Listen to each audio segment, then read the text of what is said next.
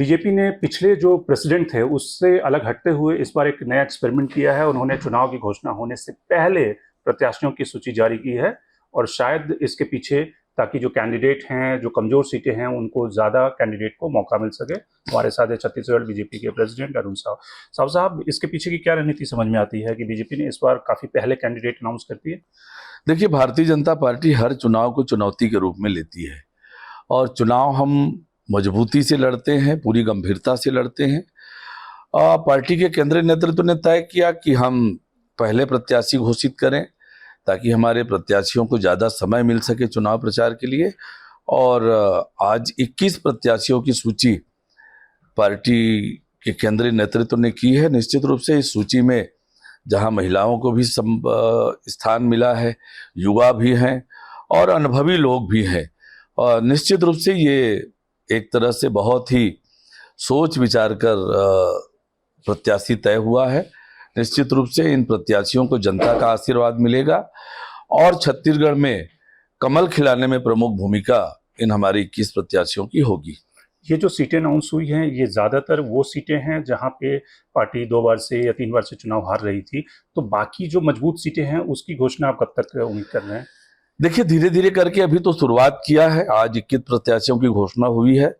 आगे जैसे जैसे समय होगा केंद्रीय नेतृत्व प्रत्याशी घोषित करेगा और हम सब मिलकर पूरी ताकत से चुनाव के मैदान में लगेंगे। वैसे पार्टी पूरी ताकत से चुनाव के मैदान में लगी हुई है। एक एक कार्यकर्ता हमारा चुनाव के मैदान में जुटा हुआ है। इस समय जो आपके सामने इशू हैं छत्तीसगढ़ में, आप तमाम मुद्दों को उठा रहे हैं, लेकिन ये माना जाता है कि जो भूपेश बघेल या फिर जो भी सर्वे हैं या नैरेटिव में, उन्होंने ज्यादा अपनी मजबूत पकड़ बनाई हुई है अभी भी आपके सामने।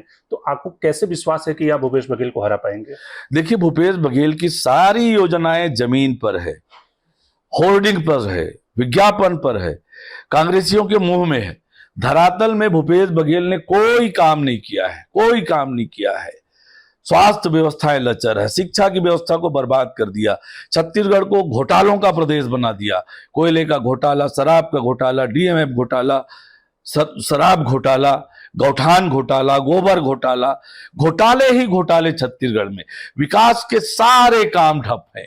ये ऐसी सरकार है जिसने 5.25 साल में एक प्राथमिक शाला नहीं बनाया, एक प्राथमिक स्वास्थ्य केंद्र नहीं बनाया।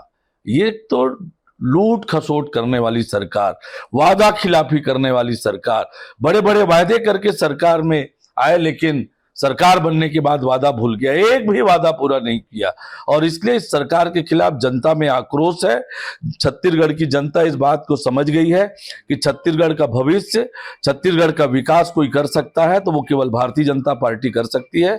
इसलिए भारतीय जनता पार्टी को भरपूर आशीर्वाद जनता का मिल रहा है। जनता ने तय कर लिया है राज्य की भूपेश बघेल की सरकार की छुट्टी करने का, विदाई करने का। तो करप्शन को आप नैरेटिव मुख्य रूप से बना रहे हैं। आप किसी चेहरे को भी वहां पर प्रोजेक्ट करेंगे, क्योंकि कहा जाता है कि भाई आप कलेक्टिव लीडरशिप में वहां पे चुनाव लड़ेंगे? भारतीय जनता पार्टी की पार्लियामेंट्री पार्टी तय करेगी कि चेहरा कौन होगा, लेकिन भारतीय जनता पार्टी का एक एक कार्यकर्ता पूरी ताकत के साथ चुनाव की तैयारी में जुट गया है। बहुत बहुत धन्यवाद अरुण साहू का, जो कह रहे हैं कि एक तरह से करप्शन जो है वो बड़ा नैरेटिव है और जिसके सहारे बीजेपी वहां पे चुनाव में उतरेगी। Shankar Animesh, the print.